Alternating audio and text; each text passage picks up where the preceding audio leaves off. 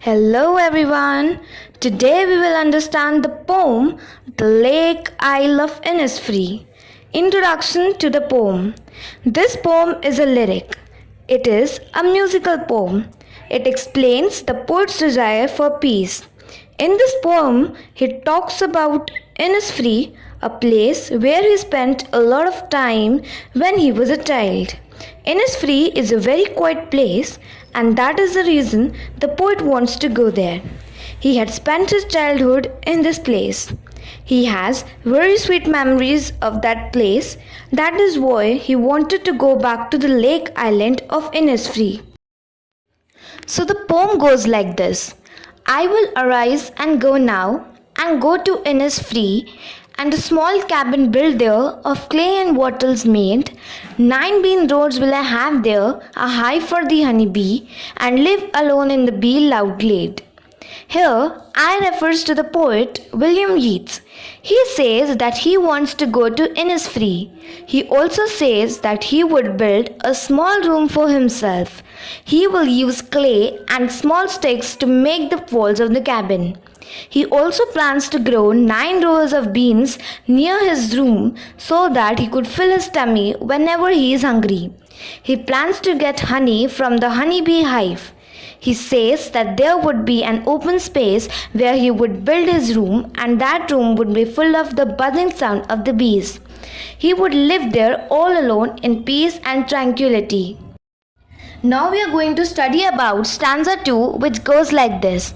And I shall have some peace there, for peace comes dropping slow, dropping from the vales of the morning to where the cricket sings. There midnights all a glimmer, and noon a purple glow, and evenings full of the linnet swings. In this stanza, the poet says that when he would be in Innisfree, he would feel peaceful. The feeling of peace is felt slowly and gradually. In the morning time, when it would be cloudy and the view would not be very clear, then it would appear as if the morning has worn a veil and has hidden itself. The poet would feel peaceful while looking at the scene. Further, he talks about the male cricket insect that when it would sing a song, that sound would bring him at peace. Also at midnight, when he would see the twinkling stars in the open sky, their shine would give him peace. In the afternoon, when the sunlight would give a purplish glow, it would also give him peace. During the evening, when he would see the linnet bird flying in the sky, then also he would feel peaceful. So basically, he wants to enjoy nature to its fullest, as one can always find peace in nature. Now we are going to study about stanza 3, which goes like this. I will arise and go now, for always night and day. I hear the lake water lapping with low sounds by the shore. While I stand on the roadway or on the pavement grey, I hear it in the deep heard score. In this stanza, the poet says that now he would stand up and go to Innisfree. He shows his eagerness by saying that he is able to hear the repeated sound of the lake waters striking the shore. This sound attracts him towards the lake. Wherever he is standing on the roadway or on the grey-colored pavements, he hears the sound deep in the innermost part of his heart. Now let us revise summary of the poem.